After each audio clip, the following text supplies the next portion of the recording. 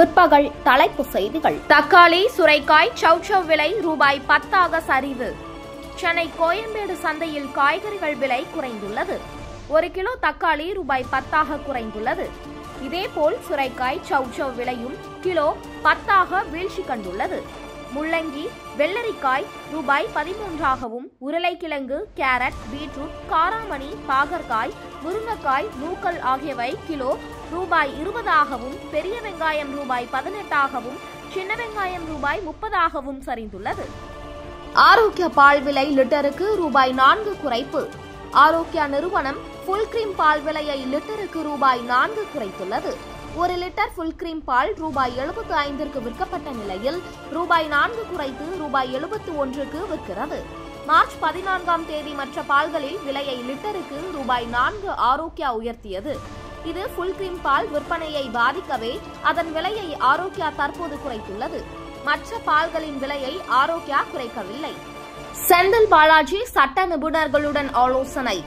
அமைச்சர் பதவியா ஜாமீனா என முடிவு செய்ய செந்தில் பாலாஜிக்கு SC 28 வரை கெடு விதித்தது.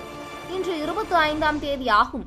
ஆதலால் செந்தில் பாலாஜிக்கு இன்னும் 3 நாட்களே அவகாசம் உள்ளது. பெரும்பாலும் அவர் ராஜினாமா செய்யவே வாய்ப்புள்ளதாக கூறப்படுகிறது. இதுகுறித்து சட்ட நிபுணர்களுடன் செந்தில் பாலாஜி ஆலோசித்து வருவதாகவும் இன்று அல்லது நாளை ராஜினாமா குறித்து அவர் அறிவிக்கலாம் என்றும் கூறப்படுகிறது. இந்தியா பாகிஸ்தான் இடையே போர் மேகங்கள் சூழ்ந்தன.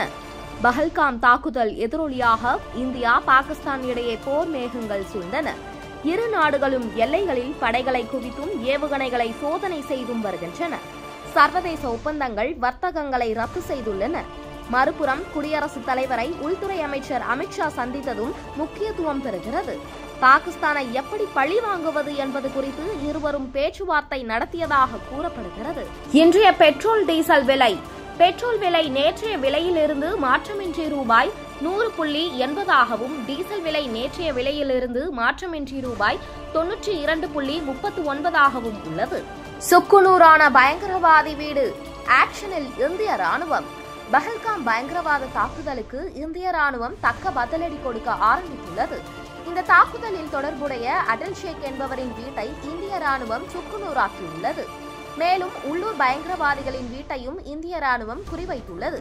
ஜம்மு காஷ்மீரின் பிஜ் பெஹாரா மற்றும் டிரால் பகுதிகளிலும் கடும் தேடுதல் வேட்டை நடைபெற்று வருகிறது. தண்டவாளத்தில் இருந்த நட்டுகள் கலட்டப்பட்டிருந்ததால் அதிர்ச்சி. ரயிலை கவிழ்க்க சதியா.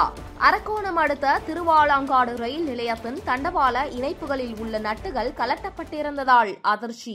முன்கூட்டியே பார்த்ததால் பெரும் விபத்து தவிர்ப்பு. ரயிலை கவிழ்க்க சதி திட்டமா என்ற கோணத்தில் விசாரணை நடைபெற்று வருகிறது. உடனுக்குடன் செய்திகளை தெரிந்து கொள்ள புதிய தமிழகம் நியூஸ் சேனலை சப்ஸ்கிரைப் செய்யுங்கள். லைக் பண்ணுங்க, கமெண்ட் பண்ணுங்க, ஷேர் பண்ணுங்க.